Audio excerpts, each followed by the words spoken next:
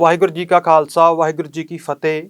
ਅਤੇ ਅੱਜ ਦੀਆਂ ਮੁੱਖ ਅਤੇ ਚੋਣਵੀਆਂ ਖਬਰਾਂ ਲੈ ਕੇ ਮੈਂ ਮਨਦੀਪ ਸਿੰਘ ਤੁਹਾਡੇ ਨਾਲ ਰੂਬਰੂ ਹੋਇਆ ਅਤੇ ਹੁਣ ਸਭ ਤੋਂ ਪਹਿਲਾਂ ਸਾਰੇ ਦਰਸ਼ਕਾਂ ਦਾ ਸਵਾਗਤ ਕਰਦਾ ਹਾਂ। ਖਬਰਾਂ ਦੱਸਣ ਤੋਂ ਪਹਿਲਾਂ ਅੱਜ ਇੱਕ ਅਹਿਮ ਜਾਣਕਾਰੀ ਵੀ ਤੁਹਾਡੇ ਨਾਲ ਸਾਂਝੀ ਕਰ ਰਹੇ ਹਾਂ ਕਿ ਅੱਜ ਪੰਜਾਬੀ ਮਾਂ ਬੋਲੀ ਦੇ ਮਹਾਨ ਸਾਹਿਤਕਾਰ, ਪੰਜਾਬੀ ਮਾਂ ਬੋਲੀ ਦੇ ਸਾਹਿਤ ਦੇ ਬਾਬਾ ਖੁੰਡ ਮੰਨੇ ਜਾਂਦੇ ਜਸਵੰਤ ਸਿੰਘ ਕੰਵਲ ਅੱਜ ਦੇ ਦਿਨ 1 ਫਰਵਰੀ 2020 ਨੂੰ ਅਕਾਲ ਚਲਾਣਾ ਕਰ ਗਏ ਸਨ। ਉਹਨਾਂ ਨੇ 100 ਸਾਲ ਦੀ ਉਮਰ ਭੋਗ ਕੇ 1 ਫਰਵਰੀ 2020 ਨੂੰ ਅਕਾਲ ਚਲਾਣਾ ਕੀਤਾ ਸੀ ਅਤੇ ਅੱਜ ਉਹਨਾਂ ਦਾ ਅਕਾਲ ਚਲਾਣਾ ਦਿਵਸ ਆ। ਹੁਣ ਖਬਰਾਂ ਦੀ ਸ਼ੁਰੂਆਤ ਕਰਦੇ ਹਾਂ। ਸਭ ਤੋਂ ਪਹਿਲਾਂ ਖਬਰ ਪੰਜਾਬ ਦੇ ਜਲੰਧਰ ਤੋਂ। ਜਲੰਧਰ ਦੇ ਵਿੱਚ ਕੱਲ T20 ਕ੍ਰਿਕਟ ਦੇ ਬਹੁਤ ਚਰਚਿਤ ਖਿਡਾਰੀ ਅਤੇ ਵੈਸਟ ਇੰਡੀਜ਼ ਟੀਮ ਦੇ ਹਰਫਨਮੌਲਾ ਖਿਡਾਰੀ ਕ੍ਰਿਸ ਗੇਲ ਪਹੁੰਚੇ। ਕ੍ਰਿਸ ਗੇਲ ਕੱਲ ਜਲੰਧਰ ਦੇ ਵਿੱਚ ਪਹੁੰਚੇ ਅਤੇ ਉੱਥੇ ਉਹਨਾਂ ਦੇ ਨਾਲ ਆਮ ਆਦਮੀ ਪਾਰਟੀ ਦੇ ਜਲੰਧਰ ਦੱਖਣੀ ਤੋਂ MLA ਸ਼ੀਤਲ ਅੰਗੁਰਾਲ ਨੇ ਵੀ ਉਹਨਾਂ ਦੇ ਨਾਲ ਮੁਲਾਕਾਤ ਕੀਤੀ। ਇਸ ਦੌਰਾਨ ਉਹਨਾਂ ਦੇ ਵਿਚਕਾਰ ਕਾਫੀ ਗੱਲਾਂ ਬਾਤਾਂ ਵੀ ਹੋਈਆਂ, ਪਰ ਵਿਸ਼ੇਸ਼ ਗੱਲ ਇਹ ਕਿ ਕ੍ਰਿਸ ਗੇਲ ਜੋ ਕਿ T20 ਕ੍ਰਿਕਟ ਦੇ ਇੱਕ ਮਹਾਨ ਖਿਡਾਰੀ ਮੰਨੇ ਜਾਂਦੇ ਨੇ, ਉਹ ਕੱਲ ਪੰਜਾਬ ਦੇ ਵਿੱਚ ਆਮ ਆਦਮੀ ਪਾਰਟੀ ਦੀ ਸਰਕਾਰ ਦੇ ਵੱਲੋਂ ਬਣਾਏ ਗਏ ਮੁਹੱਲਾ ਕਲੀਨਿਕਾਂ ਦੀ ਤਾਰੀਫ ਕਰਦੇ ਹੋਏ ਨਜ਼ਰ ਆਏ। ਕੱਲ ਕ੍ਰਿਸ ਗੇਲ ਨੇ ਪੰਜਾਬ ਸਰਕਾਰ ਦੇ ਵੱਲੋਂ ਬਣਾਏ ਗਏ 500 ਮੁਹੱਲਾ ਕਲੀਨਿਕਾਂ ਦੀ ਰੱਜ ਕੇ ਤਾਰੀਫ ਕੀਤੀ ਅਤੇ ਉਹਨਾਂ ਨੇ ਭਗਵੰਤ ਮਾਨ ਦੇ ਚੰਗੇ ਕੰਮਾਂ ਦੀ ਸ਼ਲਾਘਾ ਕੀਤੀ। ਇਸ ਦੌਰਾਨ ਉਹਨਾਂ ਦੇ ਨਾਲ ਆਮ ਆਦਮੀ ਪਾਰਟੀ ਦੇ ਜਲੰਧਰ ਦੱਖਣੀ ਤੋਂ ਜਿਹੜੇ MLA ਨੇ ਸ਼ੀਤਲ ਅੰਗੁਰਾਲ, ਉਹ ਵੀ ਮੌਜੂਦ ਸਨ। ਤਾਂ ਇਸ ਦੌਰਾਨ ਉਹਨਾਂ ਨੇ ਕੀ ਕੁਝ ਆਖਿਆ, ਉਹਨਾਂ ਨੇ ਕੀ ਕਿਹਾ ਪੰਜਾਬ ਦੇ ਆਮ ਆਦਮੀ ਪਾਰਟੀ ਦੀ ਸਰਕਾਰ ਦੇ ਮੁਹੱਲਾ ਕਲੀਨਿਕਾਂ ਬਾਰੇ ਅਤੇ ਉਹਨਾਂ ਨੂੰ ਇਹਨਾਂ ਗੱਲਾਂ ਬਾਰੇ ਕਿਵੇਂ ਪਤਾ ਲੱਗਿਆ, ਉਹ ਤਮਾਮ ਜਿਹੜੀ ਗੱਲਬਾਤ ਹੈ, ਇੱਕ ਵੀਡੀਓ ਹੈ ਉਹਨਾਂ ਦੀ, ਉਹ ਤੁਹਾਡੇ ਨਾਲ ਸਭ ਤੋਂ ਪਹਿਲਾਂ ਸਾਂਝੀ ਕਰਦੇ ਹਾਂ। I'm feeling fantastic. It's good to be here, and it's a warm welcome. So I just want to say thanks for the hospitality, thanks for having me, thanks to Kunal as well and the family. So I'm excited about it. So, any special reason? Because we have seen for many years you are the youth Spartan bat and making runs, too many runs. So, what is the reason? Is there any machine in bat? I'm here to pick up a few bats. Oh. But more so importantly, I'm actually here to see Kunal's mom as well. So she was the reason why I'm actually here to actually come and see her. So she's she's part like a mom figure to me as well. So I really want to come and spend some time with her and see her. So you visit Jalandhar so after so many years. So I just ask a question. What you think about there? Is there any system and change in system and change in there are so many mohalla clinics in Jalandhar. Have you seen anyone? This is my first time in Jalandhar. Okay. This is my first ever time. I know I've been around India, but this is my first time ever in Jalandhar, and I'm just trying to explore and see what I can see, and then you guys can actually share with me as well. So Kunal is here. This is his hometown, and he's the one, and the minister is here as well. So you're the one to actually show me around Jalandhar, and then say, Chris, we need to have you back, and then we can take it from there. So how you think what about there is a health system in Jalandhar? There's a lot of mohalla clinic as he told us you have seen already. No, what we've seen is Mr. Maan, the chief minister. From what I've gathered, Mr. Man, he has done something fantastic by opening about 500 clinics. So that's something fantastic as well. We need more people like this with good heart, and to actually spread these things around the world. Because we see what's happening around the world right now. But that's a good gesture from Mr. Man to do such thing, and hopefully can actually improve on it, make it a better state or a city, and make sure everybody's comfortable and try and get them in the right frame of mind. Okay, the last question: if anyone or any kid want to make six like you, so what should he do? He should buy a Spartan bat? Yeah, you definitely get Spartan bat, but you got to be dedicated. You got to put in the work as well. It just doesn't come from just using the bat, but you got to be dedicated, put in the work, train hard, and have that right mental and mindset to go out there, and then it will come. Oh, that's good. So ਜਾਂਦੇ ਜਾਂਦੇ ਕੁਨਾਲ ਜੀ ਨੂੰ ਇੱਕ ਵਾਰ ਪੁੱਛਣਾ, ਕੁਨਾਲ ਜੀ ਫਿਰ ਉਹੀ ਸਵਾਲ ਦੁਬਾਰਾ ਰਿਪੀਟ ਕਰ ਰਹੇ ਹਾਂ ਜੀ, ਬੈਟ ਤੇ ਮਸ਼ੀਨ ਕਿਹੜੀ ਲਾਈ? जी ऐसा एक सीक्रेट है।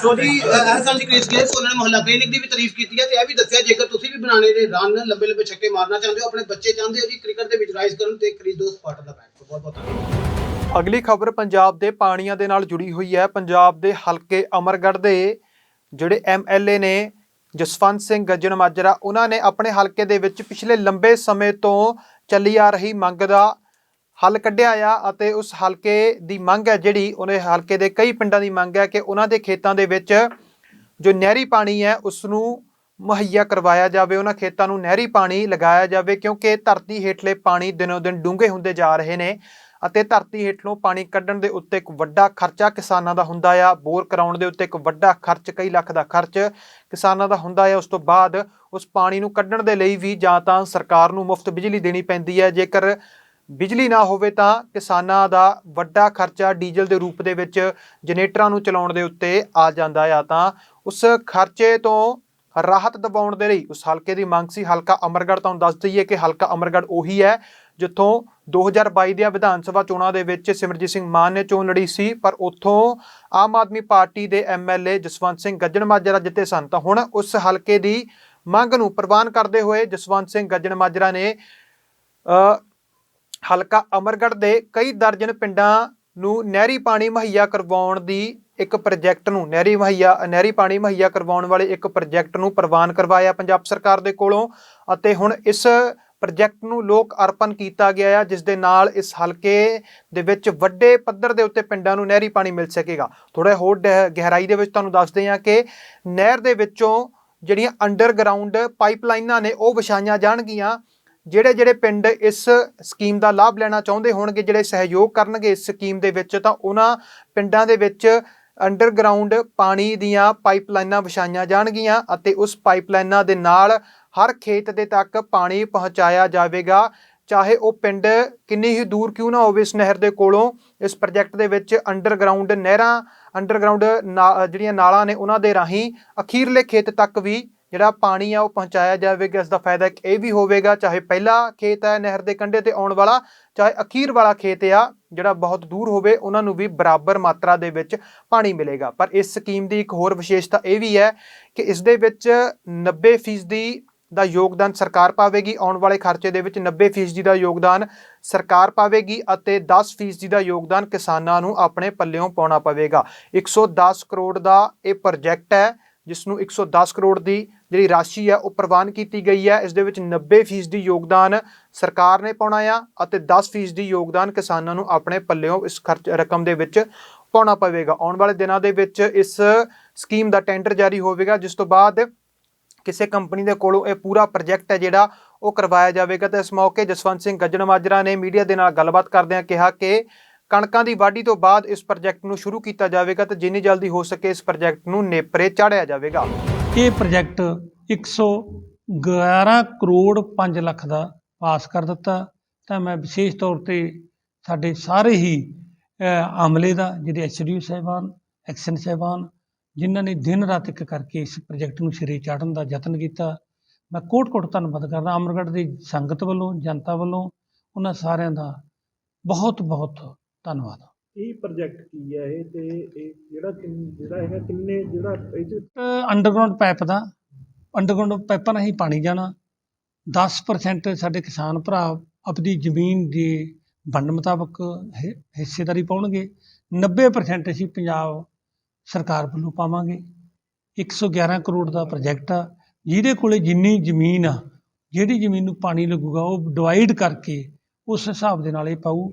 ਅਤੇ ਦੂਜਾ, ਇਹ ਪ੍ਰੋਜੈਕਟ ਦੇ ਵਿੱਚ ਵੱਡੀ ਗੱਲ ਇਹ ਆ ਵੀ ਹੁਣ ਕੋਈ ਝਗੜਾ ਨਹੀਂ ਹੋਊਗਾ, ਕਦੇ ਖਾਲ ਵੱਢਣ ਦਾ, ਮਾਂਜਣ ਦਾ, ਗੱਭੇ 'ਚ ਲੀਕ ਹੋਣ ਦਾ ਕੋਈ ਖਤਰਾ ਨਹੀਂ ਹੋਊਗਾ। ਅਤੇ ਹਰ ਇੱਕ ਕਿਸਾਨ ਦੇ ਖੇਤ ਦੇ ਵਿੱਚ ਨਿਰੰਤਰ ਬਰਾਬਰ ਪਾਣੀ ਜਾਊਗਾ। ਜੋ ਆਖਰੀ ਕਿਸਾਨ ਉਹਨੂੰ ਵੀ ਉਨਾ ਹੀ ਮਿਲੂ, ਜੋ ਪਹਿਲਾਂ ਉਹਨੂੰ ਵੀ ਉਨਾ ਹੀ ਮਿਲੂ। ਤੇ ਕਦੋਂ ਕੁ ਸ਼ੁਰੂ ਹੋਊਗਾ ਤੇ ਕਿੰਨਾ ਕੁ ਸਮਾਂ ਲੱਗੂਗਾ ਇਹਨੂੰ ਜਿਹੜਾ ਮੁਕੰਮਲ ਹੋਣ ਤੇ? ਦੇਖੋ, ਬੜੀ ਡਿਪਾਰਟਮੈਂਟ ਨੇ ਕਿਹਾ ਵੀ ਜਲਦੀ ਜਲਦੀ ਕਰੋ। ਮੈਨੂੰ ਲੱਗਦਾ ਵੀ ਮਹੀਨਾ ਕੁ ਇਹਨਾਂ ਦੇ ਨਕਸ਼ੇ ਨੁਕਸ਼ੇ ਬਣਨ ਨੂੰ ਲੱਗ ਜਾਣਾ। ਨਕਸ਼ੇ ਬਣਨ ਦੇ ਸਾਰ ਹੀ ਇਹਦਾ ਟੈਂਡਰ ਹੋ ਜਾਣਾ। ਟੈਂਡਰ ਹੋਣ ਤੋਂ ਬਾਅਦ ਇੱਕਦਮ ਅਪ੍ਰੈਲ ਦੇ ਵਿੱਚ ਜੇ ਕਿਤੇ ਨਾ ਕੋਈ ਦਿੱਕਤ ਆਈ ਤਾਂ ਕਣਕ ਵੱਢਣ ਸਾਰ ਇਹ ਪ੍ਰੋਜੈਕਟ ਸਟਾਰਟ ਹੋ ਜਾਊਗਾ। ਸਾਰੇ ਪਿੰਡਾਂ ਦੇ ਵਿੱਚ ਜਿਹੜੇ ਕਿਸਾਨ ਸਹਿਯੋਗ ਪਹਿਲਾਂ ਦੇਣਗੇ ਉਹਨਾਂ ਦਾ ਛੇਤੀ ਹੋ ਜਾਊਗਾ। ਜੇ ਕਿਸੇ ਕੋਈ ਪਿੰਡ ਦੇ ਥੋੜ੍ਹੇ ਜੇ ਘੱਟ ਸੁਚੇਤ ਹੋਣਗੇ ਤਾਂ ਉਹਨਾਂ ਦਾ ਲੇਟ ਹੋ ਜਾਊਗਾ। ਅਤੇ ਅਸੀਂ ਤਾਂ ਚਾਹੁੰਦੇ ਹਾਂ ਵੀ ਇਹ 2 ਮਹੀਨੇ ਅਪ੍ਰੈਲ ਮਈ ਦੇ ਵਿੱਚ ਹੀ ਕੰਪਲੀਟ ਹੋਵੇ। ਅਗਰ ਥੋੜ੍ਹਾ ਬਾਹਲਾ ਰਹਿ ਗਿਆ, ਕਿਤੇ ਕੋਈ ਦਿੱਕਤ ਆਈ ਤਾਂ ਅਕਤੂਬਰ ਮਹੀਨੇ 'ਚ ਹੋਊ। ਜੇ ਉਦੋਂ ਬਾਅਦ ਰਹਿ ਗਏ ਤਾਂ 100% ਅਸੀਂ ਨੈਕਸਟ ਈਅਰ ਦੇ ਤੱਕ ਤਾਂ ਇਸ ਪ੍ਰੋਜੈਕਟ ਨੂੰ ਪੂਰਨ ਤੌਰ 'ਤੇ ਮੁਕੰਮਲ ਕਰ। ਇੱਕ MLA ਸਾਹਿਬ, ਟਿਊਬਵੈੱਲ ਨੇ ਜਿਹੜੇ ਉਹ ਤਕਰੀਬਨ ਬੰਦੇ ਪਏ ਨੇ, ਖੜੇ ਨੇ, ਕੀ ਉਹ ਲੋਕਾਂ ਨੂੰ ਵੀ ਪਾਣੀ ਮਿਲੂਗਾ ਜਾਂ ਫਿਰ ਉਹਦਾ ਵਾਸਤੇ ਕੋਈ ਹੋਰ ਜਿਹੜਾ ਪ੍ਰੋਜੈਕਟ ਇਸ ਤਰ੍ਹਾਂ ਲਿਆਂਦਾ ਜਾਊਗਾ? ਨਹੀਂ, ਉਹ ਇੱਕ ਅਲੱਗ ਪ੍ਰੋਜੈਕਟ ਆ। ਪਹਿਲਾਂ ਨਹਿਰੀ ਦੇ ਵਿੱਚ ਲੈ ਕੇ ਆਉਣੀ ਆ ਉਹ ਜ਼ਮੀਨ ਭੂਮੀ, ਕਿਉਂਕਿ ਸਾਡੀ ਭੂਮੀ ਦੋ ਹਿੱਸਿਆਂ 'ਚ ਵੰਡੀ, ਇੱਕ ਨਹਿਰੀ, ਇੱਕ ਟਿਊਬਵੈੱਲ। ਜਿਹੜੇ ਟਿਊਬਵੈੱਲ ਤੋਂ ਉਹ ਜ਼ਮੀਨ ਦਾ ਇੰਤਕਾਲ ਆ ਜਿਹੜਾ ਨਹਿਰ ਦੇ ਨਾਲ ਹੋਣਾ, ਉਹ ਸਾਡੇ ਬਹੁਤ ਸਾਰੇ ਪਿੰਡਾਂ 'ਚ ਪ੍ਰਕਿਰਿਆ ਚੱਲ ਰਹੀ ਆ, ਦੂਜਿਆਂ 'ਚ ਵੀ ਚੱਲ ਰਹੀ ਆ। ਅਤੇ ਉਹ ਜਦੋਂ ਸਾਰੇ ਪਿੰਡਾਂ ਦੀ ਜ਼ਮੀਨ ਨਹਿਰ ਤੋਂ ਟਿਊਬਵੈੱਲ ਤੋਂ ਨਹਿਰ ਦੇ ਵਿੱਚ ਐਂਟਰ ਹੋ ਗਈ, ਉਸ ਤੋਂ ਬਾਅਦ ਫਿਰ ਉਹ ਸਾਨੂੰ ਉਹ ਪਾਣੀ ਦੀ ਮਨਜ਼ੂਰੀ ਮਿਲੂਗੀ। ਫਿਰ ਇਹੀ ਪ੍ਰੋਜੈਕਟ ਵਾਂਗ ਅੰਡਰਗਰਾਊਂਡ ਪਾਈਪਾਂ ਦਾ ਪ੍ਰੋਜੈਕਟ ਆਊਗਾ, ਅਤੇ ਉਹ ਪ੍ਰੋਜੈਕਟ ਇੱਕ ਅਲੱਗ ਆ, ਇਹ ਪ੍ਰੋਜੈਕਟ ਅਲੱਗ ਆ। ਯੂਰਪੀਅਨ ਦੇਸ਼ ਆਸਟਰੀਆ ਦੇ ਵਿੱਚ ਸਿੱਖ ਧਰਮ ਨੂੰ ਮਾਨਤਾ ਮਿਲੀ ਹੈ ਅਤੇ ਮਾਨਤਾ ਦਿਵਾਉਣ ਵਾਲੇ ਪੂਰੇ ਨੌਜਵਾਨਾਂ ਦੀ ਅਕਾਲ ਤਖਤ ਸਾਹਿਬ ਦੇ ਜਥੇਦਾਰ ਗਿਆਨੀ ਹਰਪ੍ਰੀਤ ਸਿੰਘ ਦੇ ਵੱਲੋਂ ਉਹਨਾਂ ਦਾ ਸਨਮਾਨ ਕੀਤਾ ਗਿਆ। ਉਹਨਾਂ ਨੂੰ ਸਰੋਪਾਓ ਦੀ ਬਖਸ਼ਿਸ਼ ਕੀਤੀ ਗਈ ਹੈ। ਸ਼੍ਰੀ ਅਕਾਲ ਤਖਤ ਸਾਹਿਬ ਦੇ ਵਿਖੇ ਉਹਨਾਂ ਨੂੰ ਸਰੋਪਾਓ ਦੀ ਬਖਸ਼ਿਸ਼ ਕੀਤੀ ਗਈ ਹੈ। ਅਕਾਲ ਤਖਤ ਸਾਹਿਬ ਦੇ ਜਥੇਦਾਰ ਗਿਆਨੀ ਹਰਪ੍ਰੀਤ ਸਿੰਘ ਦੇ ਵਜੋਂ ਤੁਹਾਨੂੰ ਦੱਸ ਦਈਏ ਕਿ ਜਿਨ੍ਹਾਂ ਨੌਜਵਾਨਾਂ ਨੇ ਜਾਂ ਜਿਨ੍ਹਾਂ ਸਿੱਖਾਂ ਨੇ ਆਸਟਰੀਆ ਦੇ ਵਿੱਚ ਸਿੱਖ ਧਰਮ ਨੂੰ ਮਾਨਤਾ ਦਿਵਾਉਣ ਦੇ ਲਈ ਜੱਦੋ-ਜਹਿਦ ਕੀਤੀ ਅਤੇ ਇਸ ਸੰਘਰਸ਼ ਦੇ ਵਿੱਚ ਜਿੱਤ ਪ੍ਰਾਪਤ ਕੀਤੀ ਹੈ, ਉਹ ਨੌਜਵਾਨ ਸ਼੍ਰੀ ਅਕਾਲ ਤਖਤ ਸਾਹਿਬ ਪਹੁੰਚੇ, ਸ਼੍ਰੀ ਦਰਬਾਰ ਸਾਹਿਬ ਨਤਮਸਤਕ ਹੋਏ। ਉੱਥੇ ਆ ਕੇ ਉਹਨਾਂ ਨੇ ਅਰਦਾਸ ਕੀਤੀ ਅਤੇ ਉਹਨਾਂ ਦਾ ਸਨਮਾਨ ਕੀਤਾ ਗਿਆ। ਗਿਆਨੀ ਹਰਪ੍ਰੀਤ ਸਿੰਘ ਦੇ ਵੱਲੋਂ ਅਕਾਲ ਤਖਤ ਸਾਹਿਬ ਦੇ ਜਥੇਦਾਰ ਸਾਹਿਬਾਨ ਦੇ ਵੱਲੋਂ ਉਹਨਾਂ ਦਾ ਸਨਮਾਨ ਕੀਤਾ ਗਿਆ। ਇਸ ਮੌਕੇ ਇੱਕ ਵੀਡੀਓ ਵੀ ਜਾਰੀ ਕੀਤਾ ਗਿਆ ਸ਼੍ਰੋਮਣੀ ਗੁਰਦੁਆਰਾ ਪ੍ਰਬੰਧਕ ਕਮੇਟੀ ਦੇ ਵੱਲੋਂ, ਜਿਸ ਦੇ ਵਿੱਚ ਇਹ ਦੱਸਿਆ ਗਿਆ ਹੈ ਕਿ ਆਸਟਰੀਆ ਦੇ ਵਿੱਚ ਸਿੱਖ ਧਰਮ ਨੂੰ ਮਾਨਤਾ ਦਿਵਾਉਣ ਤੋਂ ਬਾਅਦ ਉੱਥੇ ਦੇ ਸਿੱਖਾਂ ਨੂੰ ਕੀ ਕੁਝ ਫਾਇਦੇ ਮਿਲ ਰਹੇ ਨੇ। ਇੱਕ ਤਾਂ ਇੱਕ ਪਛਾਣ ਆ ਜਿਹੜੀ ਉਹ ਮਿਲ ਚੁੱਕੀ ਹੈ ਕਿ ਉੱਥੋਂ ਦੇ ਬੱਚਿਆਂ ਦੀ ਪਛਾਣ ਸਿੱਖ ਧਰਮ ਦੇ ਬੱਚਿਆਂ ਦੇ ਵਜੋਂ ਹੋਵੇਗੀ। ਦੂਸਰਾ ਇਹ ਹੈ ਕਿ ਸਕੂਲਾਂ ਦੇ ਵਿੱਚ ਪੜ੍ਹਦੇ ਹੋਣ ਵਿਦਿਆਰਥੀ, ਚਾਹੇ ਜਾਂ ਕਿਤੇ ਵੀ ਹੋਣ ਜਾਂ ਕੋਈ ਵੀ ਸਿੱਖ ਹੋਵੇ, ਉਸ ਵਿਅਕਤੀ ਨੂੰ ਕਿਸੇ ਹੋਰ ਧਰਮ ਦੇ ਵਜੋਂ ਨਹੀਂ ਜਾਣਿਆ ਜਾਵੇਗਾ, ਸਿੱਖ ਧਰਮ ਦੇ ਵਜੋਂ ਜਾਣਿਆ ਜਾਵੇਗਾ। ਇਸ ਦੇ ਨਾਲ ਹੋਰ ਕਈ ਤਮਾਮ ਜਿਹੜੇ ਫਾਇਦੇ ਨੇ, ਜਨਗਣਨਾ ਦੇ ਵਿੱਚ ਹੋਣ, ਗਿਣਤੀ ਦੇ ਵਿੱਚ ਹੋਣ, ਆਪਣੀ ਹੋਂਦ ਦੇ ਵਿੱਚ ਹੋਣ, ਕਈ ਤਰ੍ਹਾਂ ਦੇ ਜਿਹੜੇ ਫਾਇਦੇ ਨੇ ਆਸਟਰੀਆ ਦੇ ਵਿੱਚ ਸਿੱਖਾਂ ਨੂੰ ਸਿੱਖ ਧਰਮ ਦੀ ਮਾਨਤਾ ਜਦੋਂ ਆਸਟਰੀਆ ਸਰਕਾਰ ਦੇ ਵੱਲੋਂ ਦਿੱਤੀ ਜਾਂਦੀ ਹੈ ਉਸ ਤੋਂ ਬਾਅਦ ਹੋਣ ਲੱਗੇ ਨੇ, ਮਿਲਣ ਲੱਗੇ ਨੇ। ਤਾਂ ਇਸ ਮੌਕੇ ਜਿਹੜਾ ਵੀਡੀਓ ਫੁਟੇਜ ਜਾਰੀ ਕੀਤਾ ਗਿਆ ਸ਼੍ਰੋਮਣੀ ਗੁਰਦੁਆਰਾ ਪ੍ਰਬੰਧਕ ਕਮੇਟੀ ਦੇ ਵੱਲੋਂ, ਜਿਸ ਦੇ ਵਿੱਚ ਉਹਨਾਂ ਨੌਜਵਾਨਾਂ ਦੇ ਨਾਲ ਗੱਲਬਾਤ ਕੀਤੀ ਗਈ ਆ ਅਤੇ ਉਹਨਾਂ ਨੌਜਵਾਨਾਂ ਤੋਂ ਇਹ ਗੱਲ ਦੀ ਸਾਰੀ ਜਾਣਕਾਰੀ ਲਈ ਗਈ ਹੈ ਕਿ ਕਿਵੇਂ ਉੱਥੇ ਜੋ ਮਾਨਤਾ ਹੈ ਉਹ ਮਿਲਦੀ ਹੈ ਅਤੇ ਮਾਨਤਾ ਮਿਲਣ ਤੋਂ ਬਾਅਦ ਕਿਵੇਂ ਸਿੱਖਾਂ ਨੂੰ ਉੱਥੇ ਕਿਹੜੇ-ਕਿਹੜੇ ਫਾਇਦੇ ਨੇ ਜਿਹੜੇ ਉਹ ਮਿਲ ਰਹੇ ਨੇ। ਇਹ ਯੂਰਪ ਦਾ ਪਹਿਲਾ ਦੇਸ਼ ਆਸਟਰੀਆ ਜਿੱਥੇ ਕਿ ਸਿੱਖ ਧਰਮ ਨੂੰ ਰਜਿਸਟਰ ਕਰਾਇਆ ਗਿਆ। ਸੋ ਸਾਲ ਕੁ ਪਹਿਲਾਂ ਉੱਥੇ ਸਾਰੀ ਸੰਗਤ ਨੇ ਮਿਲ ਕੇ ਸਿੱਖ ਧਰਮ ਨੂੰ ਰਜਿਸਟਰ ਕਰਾਇਆ, ਖਾਸ ਕਰਕੇ ਯੂਥ ਨੇ, ਅਤੇ ਉਸ ਦੇ ਨਾਲ ਸਾਨੂੰ ਕਾਫੀ ਫਾਇਦੇ ਹੋਏ। ਲਾਈਕ ਜਿਵੇਂ ਕਿ ਉੱਥੇ ਜਿਹੜੇ ਸਰਟੀਫਿਕੇਟ ਮਿਲਦੇ ਆ ਸਕੂਲ 'ਚ, ਉੱਥੇ ਸਿੱਖ ਲਿਖਿਆ ਜਾਂਦਾ ਉੱਪਰ, ਅਤੇ ਆਪਾਂ ਨੂੰ ਹੋਰ ਵੀ ਜਿੱਦਾਂ ਕਿ ਸਿੱਖ ਕਮਿਊਨਿਟੀ ਉਹ ਜਾਣਨ ਲੱਗ ਗਈ ਕਿ ਸਿੱਖ ਇੱਥੇ ਹੈਗੇ ਨੇ। ਹੁਣ ਸਰਕਾਰ ਵਜੋਂ ਜਾਣਨ ਲੱਗ ਗਏ, ਓਫੀਸ਼ੀਅਲੀ ਹੋ ਗਿਆ ਕਿ ਉੱਥੇ ਸਿੱਖ ਹਨ। ਜੇ ਉੱਥੇ ਆਈਡੀਆ ਕਿੰਨੇ ਕੁ ਸਿੱਖ ਵਸੋਂ ਕਿੰਨੀ ਗਿਣਤੀ ਹੋਏਗੀ ਸਿੱਖਾਂ ਦੀ ਆਸਟਰੀਆ ਦੇ ਵਿੱਚ? ਕੁਛ ਲਗਭਗ 20,000 ਦੇ ਲਾਗੇ ਛਾਗੇ ਹੋਣਗੇ। 20,000 ਸਿੱਖ ਨੇ ਉੱਥੇ, ਅਤੇ ਸਿੱਖ ਕਮਿਊਨਿਟੀ, ਸਿੱਖ ਧਰਮ ਨੂੰ ਉਹਨਾਂ ਨੇ ਮਾਨਤਾ ਦਿੱਤੀ ਹੈ। ਸੋ ਉਚੇਚੇ ਯਤਨ ਰਹੇ ਹੋਣਗੇ ਇਸ ਕਾਰਜ ਪਿੱਛੇ। ਹਾਂਜੀ, ਯਤਨ SGO ਨੇ ਬਹੁਤ ਵਾਹਿਗੁਰੂ ਦੀ ਕਿਰਪਾ ਨਾਲ ਚੜ੍ਹਦੀ ਕਲਾ ਨਾਲ ਕੀਤੇ ਨੇ, ਅਤੇ ਉੱਥੇ ਬੱਚਿਆਂ ਦਾ ਉੱਥੇ ਪ੍ਰਚਾਰ ਵੀ ਕਰਾਇਆ ਜਾਂਦਾ, ਖਾਸ ਕਰ ਬੱਚਿਆਂ ਨੂੰ ਮੁੱਖ ਰੱਖ ਕੇ, ਉਹਨਾਂ ਨੂੰ ਲੈ ਕੇ ਕਿ ਕਿਉਂਕਿ ਉਹ ਸਾਡਾ ਫਿਊਚਰ ਨੇ, ਉਹਨਾਂ ਲਈ ਉੱਥੇ ਕਾਫੀ ਯਤਨ ਕੀਤੇ ਜਾਂਦੇ ਨੇ। ਲਾਈਕ ਉੱਥੇ ਗੁਰਮਤ ਕੈਂਪ ਲਾਏ ਜਾਂਦੇ ਨੇ, ਅਤੇ ਹਾਂਜੀ ਉੱਥੇ ਹੁਣ ਪਿੱਛੇ ਹੁਣੇ ਹੀ ਇੱਕ ਕੀਰਤਨ ਕੰਪੀਟੀਸ਼ਨ ਹੋਇਆ ਰਾਗ ਦਰਬਾਰ, ਅਤੇ ਉਹ ਵੀ ਚੜ੍ਹਦੀ ਕਲਾ ਨਾਲ ਬਹੁਤ ਵਧੀਆ ਵਾਹਿਗੁਰੂ ਦੀ ਕਿਰਪਾ ਨਾਲ ਹੋ ਗਿਆ। ਅਤੇ ਇਸੇ ਤਰ੍ਹਾਂ ਹੀ ਵਾਹਿਗੁਰੂ ਦੀ ਕਿਰਪਾ ਨਾਲ SGO ਯੋਗਦਾਨ ਇੱਦਾਂ ਹੀ ਕਰਦੀ ਰਹੇਗੀ ਬੱਚਿਆਂ ਲਈ ਅਤੇ ਨਾਲੇ ਸਾਰੀ ਸਿੱਖ ਸੰਗਤ ਲਈ। ਸਿੱਖ ਕਕਾਰ ਪਾਉਣ ਵਿੱਚ ਵੀ ਕਈ ਦੇਸ਼ਾਂ ਵਿੱਚ ਕਾਫੀ ਦਿੱਕਤਾਂ ਦਾ ਸਾਹਮਣਾ ਕਰਨਾ ਪੈਂਦਾ ਹੈ। ਜੇ ਆਸਟਰੀਆ ਦੇ ਵਿੱਚ ਹੁਣ ਜੇ ਮਾਨਤਾ ਦਿੱਤੀ ਗਈ ਹੈ ਤਾਂ ਕਕਾਰ ਪਾ ਕੇ ਵੀ ਫਿਰ ਖੁੱਲ੍ਹੇਆਮ ਵਿਚਰ ਸਕਦੇ ਹੋਣਗੇ ਸਿੱਖ?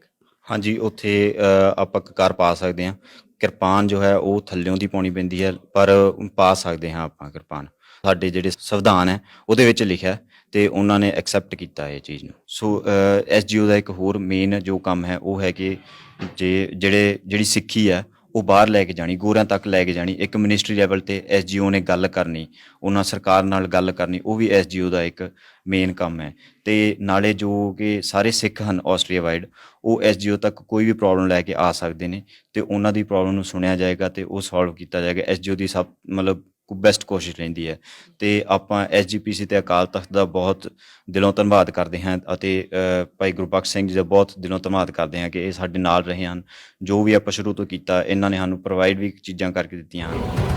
ਅਗਲੀ ਖਬਰ ਵੀ ਸ਼੍ਰੋਮਣੀ ਗੁਰਦੁਆਰਾ ਪ੍ਰਬੰਧਕ ਕਮੇਟੀ ਨਾਲ ਜੁੜੀ ਹੋਈ ਹੈ। ਸ਼੍ਰੋਮਣੀ ਗੁਰਦੁਆਰਾ ਪ੍ਰਬੰਧਕ ਕਮੇਟੀ ਜਿਨ੍ਹਾਂ ਨੇ ਬੰਦੀ ਸਿੰਘਾਂ ਦੀ ਰਿਹਾਈ ਦੇ ਲਈ ਸਿਗਨੇਚਰ ਮੁਹਿੰਮ ਚਲਾਈ ਹੋਈ ਹੈ, ਤੁਹਾਨੂੰ ਦੱਸ ਦਈਏ ਕਿ ਬਹੁਤ ਸਾਰੇ ਲੋਕਾਂ ਨੂੰ ਇਹ ਲੱਗਦਾ ਹੋਵੇਗਾ ਕਿ ਸ਼ਾਇਦ ਇਹ ਮੁਹਿੰਮ ਬੰਦ ਹੋ ਚੁੱਕੀ ਹੈ ਜਾਂ ਇਸ ਮੁਹਿੰਮ ਦੇ ਵਿੱਚ ਸਿਗਨੇਚਰ ਜਿਹੜੇ ਕਰਵਾਉਣੇ ਸੀ ਉਹ ਪੂਰੇ ਹੋ ਚੁੱਕੇ ਨੇ, ਪਰ ਸ਼੍ਰੋਮਣੀ ਗੁਰਦੁਆਰਾ ਪ੍ਰਬੰਧਕ ਕਮੇਟੀ ਨੇ ਜਾਣਕਾਰੀ ਦਿੱਤੀ ਹੈ ਕਿ ਇਸ ਮੁਹਿੰਮ ਨੂੰ ਬੰਦ ਨਹੀਂ ਕੀਤਾ ਗਿਆ ਹੈ। ਇਹ ਮੁਹਿੰਮ ਹਾਲੇ ਵੀ ਚੱਲ ਰਹੀ ਹੈ ਅਤੇ ਇਸ ਮੁਹਿੰਮ ਦੇ ਵਿੱਚ ਸ਼੍ਰੋਮਣੀ ਗੁਰਦੁਆਰਾ ਪ੍ਰਬੰਧਕ ਕਮੇਟੀ ਨੇ ਬੰਦੀ ਸਿੰਘਾਂ ਦੀ ਰਿਹਾਈ ਦੇ ਲਈ ਦਸਤਖਾਤੀ ਮੁਹਿੰਮ ਦੇ ਵਿੱਚ ਇੱਕ ਵਾਰ ਫਿਰ ਤੋਂ ਸਿੱਖਾਂ ਨੂੰ ਇੱਕ ਵੱਡੀ ਅਪੀਲ ਕੀਤੀ ਹੈ।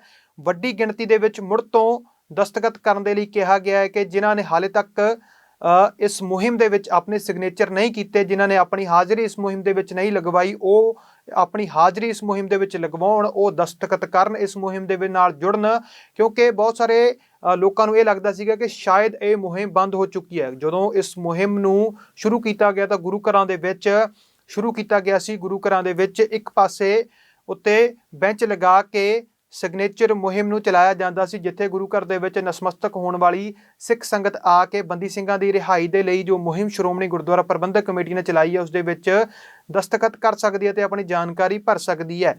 ਪਰ ਉਸ ਤੋਂ ਬਾਅਦ ਸ਼੍ਰੋਮਣੀ ਗੁਰਦੁਆਰਾ ਪ੍ਰਬੰਧਕ ਕਮੇਟੀ ਦੇ ਪ੍ਰਧਾਨ ਹਰਜਿੰਦਰ ਸਿੰਘ ਧਾਮੀ ਹੋਰਾਂ ਨੇ ਦੱਸਿਆ ਸੀਗਾ ਕਿ ਹੁਣ ਹੌਲੀ-ਹੌਲੀ ਇਸ ਸਕੀਮ ਨੂੰ SGPC ਦੇ ਕਾਲਜਾਂ ਦੇ ਵਿੱਚ, SGPC ਦੇ ਸਕੂਲਾਂ ਦੇ ਵਿੱਚ ਜਾਂ SGPC ਦੇ ਹੋਰ ਅਦਾਰਿਆਂ ਦੇ ਵਿੱਚ ਵੀ ਲਿਜਾਇਆ ਜਾਊਗਾ। ਤਾਂ ਹੁਣ ਇੱਕ ਵਾਰ ਮੁੜ ਤੋਂ ਸ਼੍ਰੋਮਣੀ ਗੁਰਦੁਆਰਾ ਪ੍ਰਬੰਧਕ ਕਮੇਟੀ ਨੇ ਬੰਦੀ ਸਿੰਘਾਂ ਦੀ ਰਿਹਾਈ ਦੇ ਲਈ ਸਿੱਖ ਸੰਗਤ ਨੂੰ ਅਪੀਲ ਕੀਤੀ ਹੈ ਤੇ ਇਹ ਵੀ ਕਿਹਾ ਹੈ ਕਿ ਵੱਡੀ ਗਿਣਤੀ ਦੇ ਵਿੱਚ ਇੱਕ ਵਾਰ ਮੁੜ ਤੋਂ ਹੰਬਲਾ ਮਾਰਨ ਦੀ ਲੋੜ ਹੈ ਅਤੇ ਇੱਕ ਵਾਰ ਮੁੜ ਤੋਂ ਬੰਦੀ ਸਿੰਘਾਂ ਦੀ ਰਿਹਾਈ ਦੇ ਲਈ ਜੋ ਦਸਤਖਾਤੀ ਮੁਹਿੰਮ ਸ਼੍ਰੋਮਣੀ ਗੁਰਦੁਆਰਾ ਪ੍ਰਬੰਧਕ ਕਮੇਟੀ ਦੇ ਵੱਲੋਂ ਚਲਾਈ ਜਾ ਰਹੀ ਹੈ ਉਸ ਦੇ ਵਿੱਚ ਵੱਡੀ ਗਿਣਤੀ ਦੇ ਵਿੱਚ ਸਿੱਖ ਆ ਕੇ ਆਪਣੀ ਹਾਜ਼ਰੀ ਭਰਨ ਜਾਂ ਕੋਈ ਵੀ ਕਾਨੂੰਨ ਪਸੰਦ ਵਿਅਕਤੀ, ਕੋਈ ਵੀ ਅਮਨ ਪਸੰਦ ਵਿਅਕਤੀ ਇਸ ਸਕੀਮ ਦੇ ਵਿੱਚ ਇਸ ਜੋ ਪ੍ਰੋਜੈਕਟ ਜੋ ਪੂਰਾ ਸ਼੍ਰੋਮਣੀ ਗੁਰਦੁਆਰਾ ਪ੍ਰਬੰਧਕ ਕਮੇਟੀ ਦੇ ਵੱਲੋਂ ਚਲਾਇਆ ਜਾ ਰਿਹਾ ਉਸ ਦੇ ਵਿੱਚ ਦਸਤਖਤ ਕਰਕੇ ਆਪਣੀ ਹਾਜ਼ਰੀ ਹੈ ਜਿਹੜੀ ਉਹ ਲਗਵਾ ਸਕਦਾ। ਮੁੜ ਤੋਂ ਸ਼੍ਰੋਮਣੀ ਗੁਰਦੁਆਰਾ ਪ੍ਰਬੰਧਕ ਕਮੇਟੀ ਨੇ ਦਸਤਖਾਤੀ ਮੁਹਿੰਮ ਦੇ ਵਿੱਚ ਸਿਗਨੇਚਰ ਕਰਨ ਦੇ ਲਈ ਇੱਕ ਅਪੀਲ ਕੀਤੀ ਹੈ। ਵਾਹਿਗੁਰੂ ਜੀ ਕਾ ਖਾਲਸਾ, ਵਾਹਿਗੁਰੂ ਜੀ ਫਤਿਹ। ਸਿੱਖ ਕੌਮ ਦੇ ਮਹਾਨ ਯੋਧੇ ਜੋ ਹਿੰਦੁਸਤਾਨ ਦੀਆਂ ਵੱਖ-ਵੱਖ ਜੇਲ੍ਹਾਂ ਵਿੱਚ ਨਜ਼ਰਬੰਦ ਹਨ,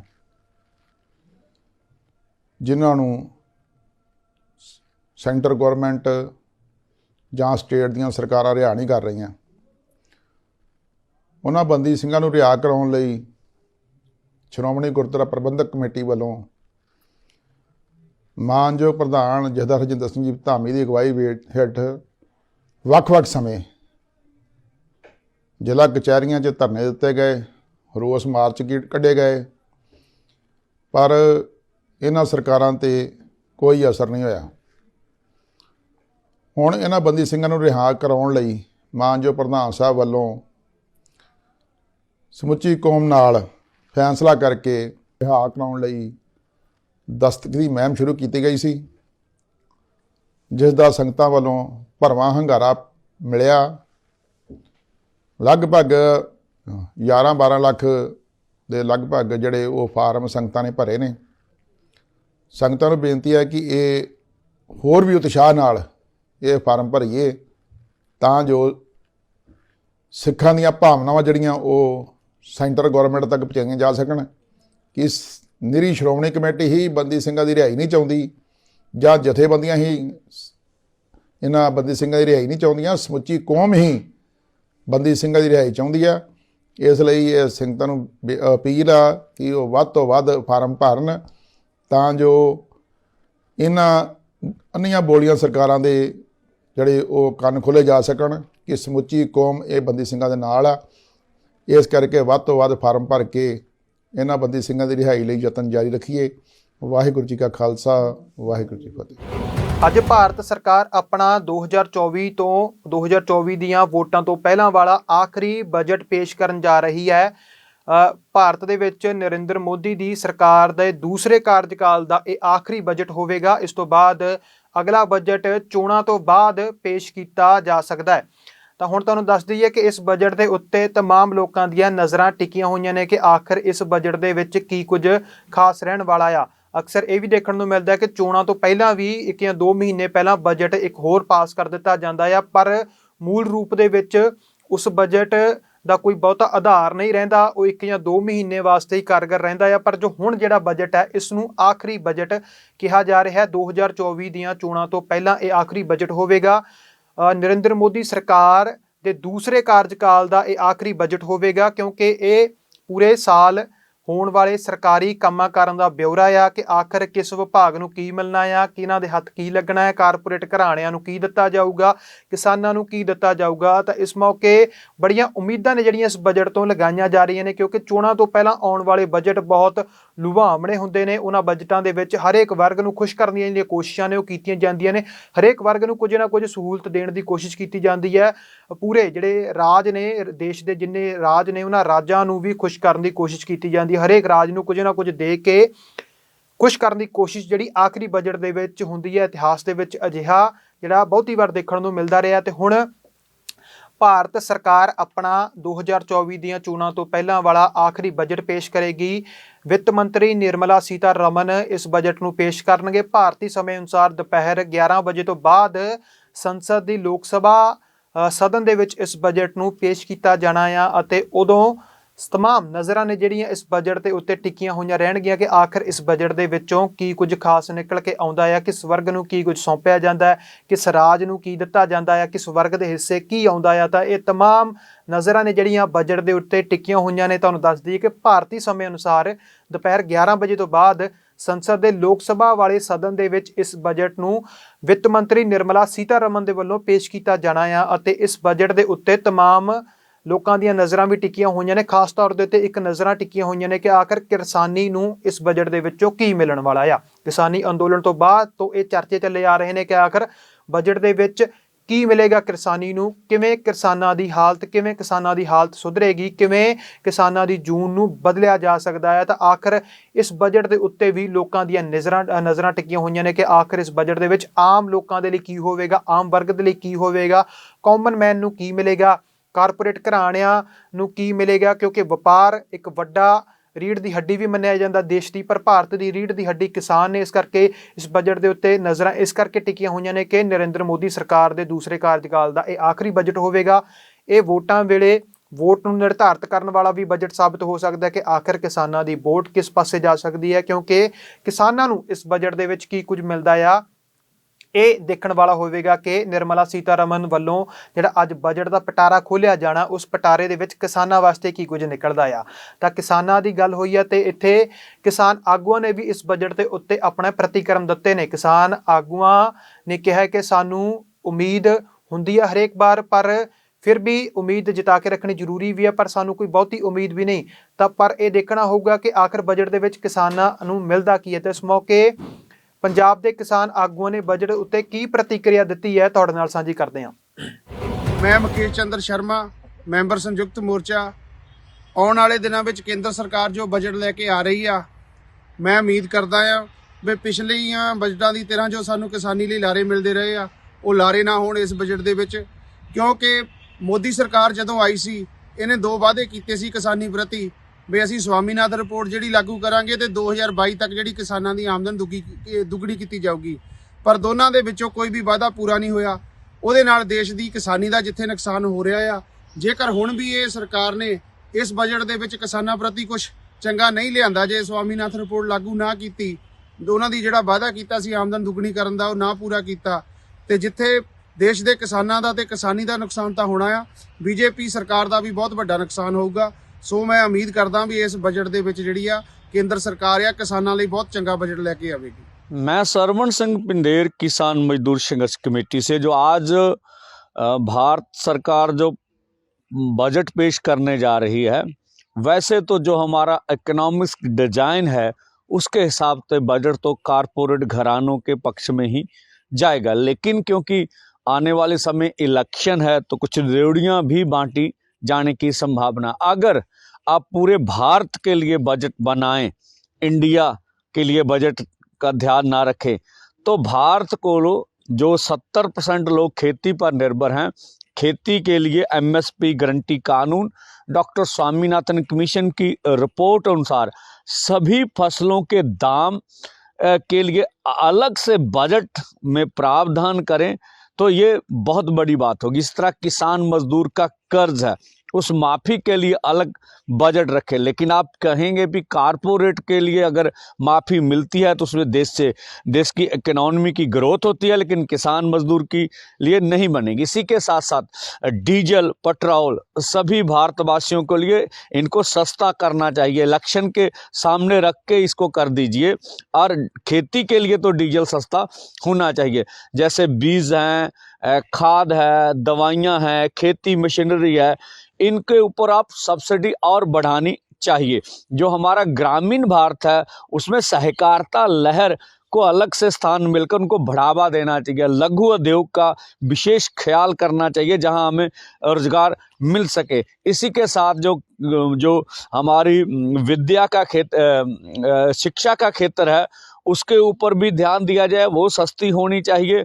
सेहत व्यवस्था हमारे सस्ती मिलनी चाहिए, लेकिन लगता नहीं भी भारत सरकार इन बातों के ऊपर ध्यान देगी। आशा तो रखते हैं। प्रधानमंत्री जी कहते हैं भी आस की किरण है, हमारे लिए तो ये आशा की किरण कभी नजर नहीं आई, लेकिन कारपोरेट के लिए ये सूरज बन के सामने आई है। इलेक्शन के समय में सही कुछ ना कुछ तो भारत के किसान मजदूर के लिए आज बजट में होना चाहिए। धन्यवाद। ਤਾਂ ਇਹ ਸਨ ਅੱਜ ਦੀਆਂ ਪ੍ਰਮੁੱਖ ਅਤੇ ਚੋਣਵੀਆਂ ਖਬਰਾਂ ਜਿਨ੍ਹਾਂ ਦੇ ਉੱਤੇ ਤੁਹਾਡੀ ਨਜ਼ਰ ਹੋਣੀ ਬਹੁਤ ਜ਼ਰੂਰੀ ਹੈ, ਜਿਨ੍ਹਾਂ ਦਾ ਪਤਾ ਹੋਣਾ ਤੁਹਾਡੇ ਅਤੇ ਸਾਡੇ ਲਈ ਬਹੁਤ ਜ਼ਰੂਰੀ ਹੈ ਕਿ ਆਖਰ ਕੀ ਕੁਝ ਹੋਣ ਵਾਲਾ ਹੈ ਤੇ ਕੀ ਕੁਝ ਵਾਪਰ ਰਿਹਾ ਹੈ ਸਾਡੇ ਸਮਾਜ ਦੇ ਵਿੱਚ, ਪੰਜਾਬ ਦੇ ਵਿੱਚ ਅਤੇ ਦੁਨੀਆ ਭਰ ਦੇ ਵਿੱਚ। ਤਾਂ ਤੁਸੀਂ ਬਣੇ ਰਹੋ ਸਾਡੇ ਨਾਲ। ਅਗਲੀ ਵਾਰ ਫਿਰ ਤੋਂ ਤੁਹਾਡੇ ਨਾਲ ਮੁਲਾਕਾਤ ਹੋਵੇਗੀ ਚੋਣਵੀਆਂ ਅਤੇ ਪ੍ਰਮੁੱਖ ਖਬਰਾਂ ਲੈ ਕੇ। ਮੈਂ ਮਨਦੀਪ ਸਿੰਘ ਤੁਹਾਡੇ ਨਾਲ ਰੂਬਰੂ ਹੁੰਦਾ ਰਵਾਂਗਾ। ਤਦ ਤੱਕ ਦੇ ਲਈ ਮੈਨੂੰ ਮਨਦੀਪ ਸਿੰਘ ਨੂੰ ਦਿਓ ਇਜਾਜ਼ਤ। ਧੰਨਵਾਦ। ਵਾਹਿਗੁਰੂ ਜੀ ਕਾ ਖਾਲਸਾ, ਵਾਹਿਗੁਰੂ ਜੀ ਕੀ ਫਤਿਹ।